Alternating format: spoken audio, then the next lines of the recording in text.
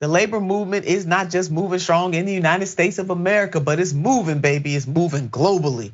For the first time ever in the UK, Amazon workers will go on formal strike. Employees at Amazon's warehouse in central England voted Friday to go on strike. Let's take a look at this headline. It will be the first legally mandated strike to take place in the UK. UK Amazon workers at Coventry warehouse vote for strike action. Yes, stand up together, y'all.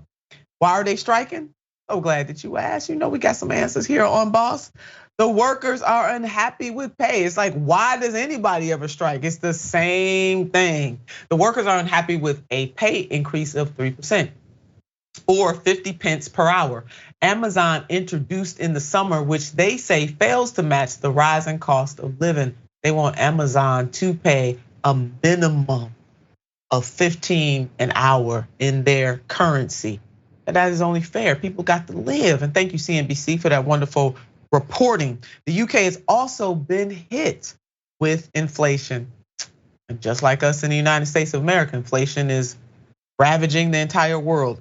Let's put this up. Inflation has soared due to increased energy costs and supply chain disruption. Sounds just like the United States, with consumer prices currently at a 41-year high. The Bank of England hiked interest rates on Thursday in an effort to slow inflation. Baby, following that same dumb A model that we follow here in the United States of America. And there have been short withdrawals of labor in the past, but this is the first official strike.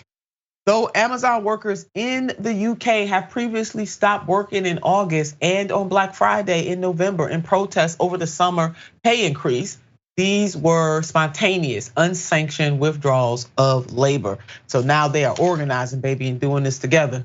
Amanda Gearing, senior organizer at GMB, said this: the fact that they are being forced to go on strike to win a decent rate of pay from one of the world's most valuable companies should be a badge of shame for Amazon. Yes, it should be, Amanda. Gearing said in a statement, Amazon can afford to do better. It's not too late to avoid strike action. Get round the table with GMB to improve the pay and conditions of workers. Right on, Amanda, it is not too late. And the walkout will add to the wave of industrial action happening across the UK. In recent weeks, upcoming strike actions have been announced. Striking workers in the UK. Let's put up this beautiful list. Nurses, rail workers, postal workers, ambulance workers, airport staff, border force agents, highway workers, Eurostar staff, civil servants, bus drivers, firefighters, charity workers, meteorologists, offshore workers. Again, this reporting coming from CNBC. This is a beautiful thing to see the workers unite like this, Ray.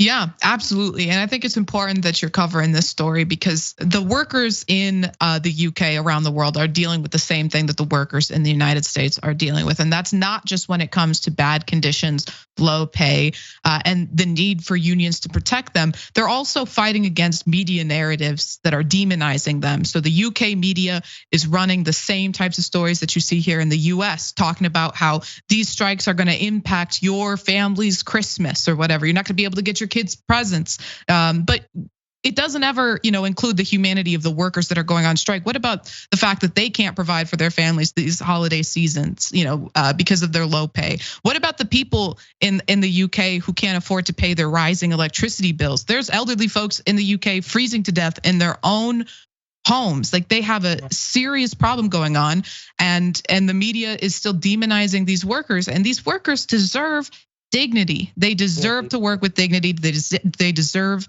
to, work with pride.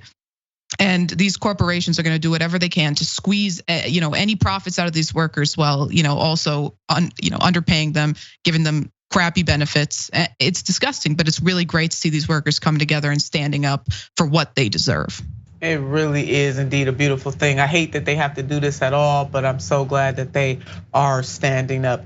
And some others who are standing up in solidarity. You might have noticed the nurses were at the top of that list that we just read. And that's because thousands of nurses have gone on strike in England, Wales, and Northern Ireland as the Prime Minister, Rishi Sunak, insisted he would not back down in the face of Britain's most significant wave of industrial actions in a generation. And that is coming from The Guardian. A nurses' strike was the second of 2 days of industrial action, the first time they have ever held a nationwide strike as workers fight to protect their living standards in the face of soaring inflation. This will be followed on Wednesday by a day-long stoppage by ambulance staff. And now you know when the ambulance workers got to go on strike, this is not a good thing for anybody. It definitely puts lives in danger. And they can avoid all this just by giving the workers what they want and what they need. They are not asking for a lot.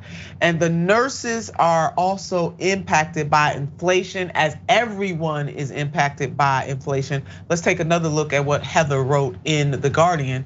With inflation running at 40-year highs, unions say many people are struggling to cope.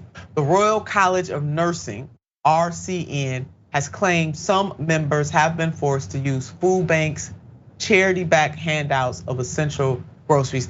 Now, Ray, I will say this to you. I think it really is a sin and a shame when nurses in particular, I mean, I don't want to see anybody use food banks, but when nurses have to use the food bank, we know that there is a problem.